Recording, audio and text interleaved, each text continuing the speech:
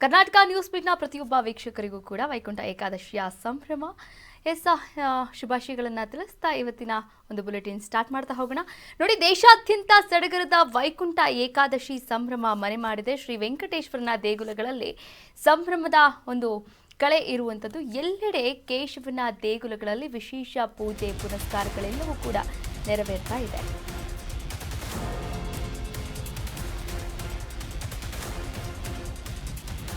ದೇಶಾದ್ಯಂತ ಸಡಗರದ ವೈಕುಂಠ ಏಕಾದಶಿ, ಶ್ರೀ ವೆಂಕಟೇಶ್ವರನ ದೇಗುಲಗಳಲ್ಲಿ ಸಂಭ್ರಮ. ಎಲ್ಲೆಡೆ ಕೇಶವನ ದೇಗುಲಗಳಲ್ಲಿ ವಿಶೇಷ ಪೂಜೆ ಪುನಸ್ಕಾರ ನಡೀತಾ ಇದೆ. ಗಿರಿಧರನ ದೇವಾಲಯಗಳಲ್ಲಿ ಕಳೆಗಟ್ಟಿದ ಭಕ್ತಿ, ಗೋಪಾಲನ ದರ್ಶನಕ್ಕಾಗಿ ಬರುತ್ತಿರೋ ಭಕ್ತರು, ಗೋವಿಂದನನ್ನ ಕಣ್ತುಂಬಿಕೊಂಡು ಮನ ಪಾವನ. ಇಂದು ದೇಶಾದ್ಯಂತ ಸಡಗರದ ವೈಕುಂಠ ಏಕಾದಶಿ ಸಂಭ್ರಮ ಮನೆ ಮಾಡಿರುವಂಥದ್ದು. ಶ್ರೀ ವೆಂಕಟೇಶ್ವರನ ದೇಗುಲಗಳಲ್ಲಿ ಸಂಭ್ರಮ ಮನೆ ಮಾಡಿದೆ. ನೀವು ಕೂಡ ದೃಶ್ಯಾವಳಿಗಳಲ್ಲಿ ಗಮನಿಸಬಹುದಾಗಿದೆ. ವಿಶೇಷವಾದಂತಹ ಪೂಜೆ ಪುನಸ್ಕಾರ, ಅಭಿಷೇಕ, ಹೂವಿನ ಅಲಂಕಾರ, ವಜ್ರಾಭರಣದ ಅಲಂಕಾರ, ಆಭರಣಗಳ ಅಲಂಕಾರ, ಎಲ್ಲೆಲ್ಲಿಂದನೋ ಭಕ್ತರು ಇವತ್ತು ತಿರುಪತಿ ತಿರುಮಲಕ್ಕೆ ಎಂಟ್ರಿಯನ್ನು ಕೊಡ್ತಾ ಇರುವಂಥದ್ದು. ಹಾಗೆ ಗೋವಿಂದನ ಒಂದು ಭಜನೆಯನ್ನು ಮಾಡ್ತಾ ಇರುವಂಥದ್ದು, ಗೋವಿಂದನ ಒಂದು ಪಾದ ಸ್ಪರ್ಶವನ್ನು ಮಾಡಿ ಪುಣ್ಯದ ಒಂದು ಮೊರೆಗೆ ಹೋಗ್ತಾ ಇದ್ದಾರೆ ಅಂತಲೇ ಹೇಳ್ಬೋದು. ನೋಡಿ, ವೈಕುಂಠ ಏಕಾದಶಿ ಒಂದು ಪವಿತ್ರವಾದಂತಹ ದಿನ ಇಂದು ಭಾರತದಲ್ಲಿ, ಅದರಲ್ಲೂ ಕೂಡ ಹಿಂದೂಗಳಿಗೆ ಅಂತಲೇ ಹೇಳ್ಬೋದು. ನೋಡಿ, ಇದನ್ನು ಹಿಂದೂ ಧರ್ಮದಲ್ಲಿ ವಿಶೇಷವಾಗಿ ಪರಿಗಣನೆಯನ್ನು ಕೂಡ ಮಾಡಲಾಗುತ್ತೆ. ವೈಕುಂಠ ಏಕಾದಶಿ ನೋಡಿ, ಇವತ್ತು ಡಿಸೆಂಬರ್ 30, ಅಂದರೆ ಇನ್ನೇನು ಒಂದು ದಿನ ಕಳೆದ್ರೆ ಹೊಸ ವರ್ಷದ ಅಂಚಿನಲ್ಲಿ ಇರುವಂಥದ್ದು. ಹೊಸ ವರ್ಷದ ಅಂಚಿನಲ್ಲಿ ಇರುವಂತಹ ಈ ಒಂದು ಸಂದರ್ಭದಲ್ಲಿ ವೈಕುಂಠ ಏಕಾದಶಿ ಬಂದಿದೆ. ಇದೊಂದು ಪವಿತ್ರ ದಿನವಾಗಿದೆ. ಈ ದಿನದಂದು ವೈಕುಂಠದ ಬಾಗಿಲು ತೆರೆಯುತ್ತದೆ ಎನ್ನುವಂತಹ ನಂಬಿಕೆ ಹಿಂದಿನಿಂದಲೂ ಕೂಡ ಇರುವಂಥದ್ದು. ಇಂದು ವಿಷ್ಣು ಬಾಗಿಲು ತೆರೆದಿರುತ್ತೆಂಬ ನಂಬಿಕೆ ಇದೆ. ವೈಕುಂಠ ದ್ವಾರದಲ್ಲಿ ತೆರಳಿ ಶ್ರೀವಾರಿ ದರ್ಶನ. ಇಂದು ಬಾಲಾಜಿ ದರ್ಶನ ಪಡೆದರೆ ಮೋಕ್ಷ ಪ್ರಾಪ್ತಿಯಾಗುತ್ತೆ ಎನ್ನುವಂತಹ ನಂಬಿಕೆ ಇದೆ. ಭಕ್ತರಲ್ಲಿ ಸ್ವರ್ಗವಾಸಿಗಳಾಗುತ್ತೇವೆಂಬ ನಂಬಿಕೆ ಕೂಡ ಇರುವಂಥದ್ದು. ಬಹುತೇಕ ಕಡೆ ತುಂಬಿ ತುಳುಕುತ್ತಿರುವಂತಹ ಸನ್ನಿಧಿ. ಹೊಸ ವರ್ಷಕ್ಕೂ ಮುನ್ನ ಎಲ್ಲೆಡೆ ವೈಕುಂಠ ಕಳೆಗಟ್ಟಿದೆ. ನಸುಕಿನ ಜಾವದಿಂದಲೇ ದೇಗುಲಗಳತ್ತ ಆಗಮಿಸಿ ದರ್ಶನವನ್ನು ಪಡಿತಾ ಇದ್ದಾರೆ ಭಕ್ತಾದಿಗಳು.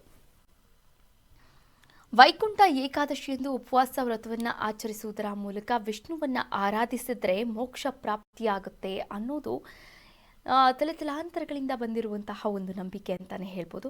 ಇವತ್ತು ವೈಕುಂಠದ ಬಾಗಿಲು ತೆರೆದಿರುತ್ತೆ.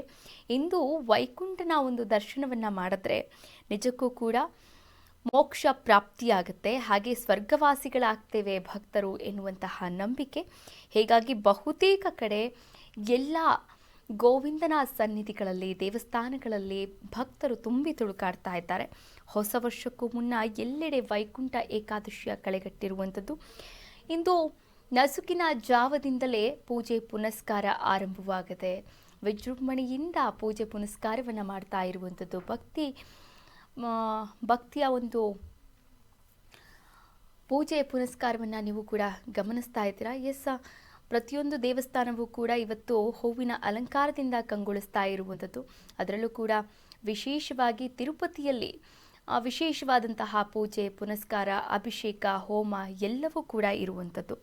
ಒಟ್ಟಾರೆಯಾಗಿ ಭಕ್ತರಲ್ಲಿ ವೈಕುಂಠ ಏಕಾದಶಿ ಮನೆ ಮಾಡಿದೆ. ವೈಕುಂಠ ಏಕಾದಶಿಯ ಸಂಭ್ರಮ. ಹೀಗಾಗಿ ಪ್ರತಿಯೊಬ್ಬರು ಕೂಡ ಭೇಟಿಯನ್ನು ನೀಡ್ತಾ ಇದ್ದಾರೆ.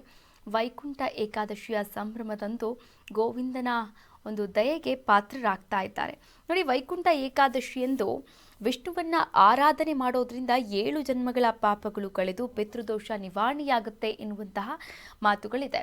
ಹೀಗಾಗಿ ಉಪವಾಸ ವ್ರತವನ್ನು ಆಚರಿಸ್ತಾರೆ. ಮೋಹನನ ದರ್ಶನ ಅಂದರೆ ವೈಕುಂಠನ ದರ್ಶನವನ್ನು ಪಡಿತಾರೆ ಎನ್ನುವಂತಹ ನಂಬಿಕೆ ಇದೆ. ನೋಡಿ, ಇದು ವರ್ಷದ ಕೊನೆಯ ಮತ್ತು ಅತ್ಯಂತ ಪವಿತ್ರವಾದಂತಹ ದಿನವಾಗಿರುವಂಥದ್ದು ವೈಕುಂಠ ಏಕಾದಶಿ. ಉಪವಾಸ ವ್ರತವನ್ನು ಆಚರಿಸಿ ಮೋಹನನ ದರ್ಶನವನ್ನು ಪಡಿತಾ ಇದ್ದಾರೆ ಭಕ್ತಾದಿಗಳು. ಘನಶ್ಯಾಮನನ್ನ ನೋಡಿದ್ರೆ ಕಷ್ಟ ಕರಗುವಂತಹ ನಂಬಿಕೆ ಇದೆ. ಕಷ್ಟ ದೂರಾಗಿ ಲಕ್ಷ್ಮಿ ನೆಲೆಸುತ್ತಾಳೆಂಬ ವಿಶ್ವಾಸ ಇದೆ. ಕುಟುಂಬದ ನೆಮ್ಮದಿ ವೃದ್ಧಿಯಾಗಿ ಆರೋಗ್ಯ ವರ್ಧನೆಯಾಗುತ್ತೆ. ವಂಶೀಧರನ ದರ್ಶಿಸಿದ್ರೆ ಸಂತಾನ ಪ್ರಾಪ್ತಿಯಾಗುತ್ತೆ ಎನ್ನುವಂತಹ ನಂಬಿಕೆ ಇದೆ.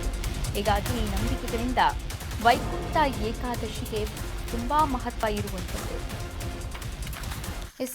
ಇವತ್ತು ಉಪವಾಸವನ್ನು ಆಚರಿಸಿದ್ರೆ, ಹಾಗೆ ಉಪವಾಸ ವ್ರತವನ್ನು ಆಚರಿಸುವುದರ ಮೂಲಕ ವಿಷ್ಣುವನ್ನು ಆರಾಧನೆ ಮಾಡಬೇಕು. ವಿಷ್ಣುವನ್ನು ಆರಾಧನೆ ಮಾಡಿದರೆ ಮೋಕ್ಷ ಪ್ರಾಪ್ತಿಯಾಗುತ್ತೆ, ಸ್ವರ್ಗವಾಸಿಗಳಾಗ್ತಾರೆ ಎನ್ನುವಂತಹ ನಂಬಿಕೆ ಇದೆ. ನೋಡಿ, ಸೂರ್ಯನು ದಕ್ಷಿಣಾಯನದಿಂದ ಉತ್ತರಾಯಣಕ್ಕೆ ಪ್ರವೇಶಿಸುವಂತಹ ಮೊದಲು ಬರುವಂತಹ ಈ ಒಂದು ವೈಕುಂಠ ಏಕಾದಶಿ ಬಲು ಮಹತ್ವವನ್ನು ಪಡೆದಿರುವಂಥದ್ದು. ವೈಕುಂಠ ಏಕಾದಶಿಯಂದು ವಿಷ್ಣುವನ್ನು ಆರಾಧನೆ ಮಾಡಬೇಕು. ಆರಾಧನೆ ಮಾಡೋದ್ರಿಂದ 7 ಜನ್ಮಗಳ ಪಾಪಗಳು ಕಳೆದು ಪಿತೃದೋಷ ಕೂಡ ನಿವಾರಣೆಯಾಗುತ್ತೆ. ಹೀಗಾಗಿ ಇದು ವರ್ಷದ ಕೊನೆಯ ಮತ್ತು ಅತ್ಯಂತ ಪವಿತ್ರವಾದಂತಹ ವೈಕುಂಠ ಏಕಾದಶಿಯ ದಿನವಾಗಿದೆ. ಹೀಗಾಗಿ ಭಕ್ತಾದಿಗಳೆಲ್ಲರೂ ಕೂಡ ಗೋವಿಂದನ ಭಜನೆಯಲ್ಲಿ ಮುಳುಗಿದ್ದಾರೆ. ಗೋವಿಂದನ ಭಜನೆಯನ್ನು ಮಾಡುತ್ತಾ ಗೋವಿಂದನ ದರ್ಶನವನ್ನು ಪಡಿತಾ ಇದ್ದಾರೆ. ನೋಡಿ, ವೈಕುಂಠ ಏಕಾದಶಿಯನ್ನು ಆಚರಣೆ ಮಾಡಲಾಗ್ತಾ ಇದೆ. ದೇವಾಲಯಗಳಲ್ಲಿ ವಿಶೇಷ ಪೂಜೆ ಪುನಸ್ಕಾರಗಳು ಕೂಡ ನಡೆಯುತ್ತವೆ.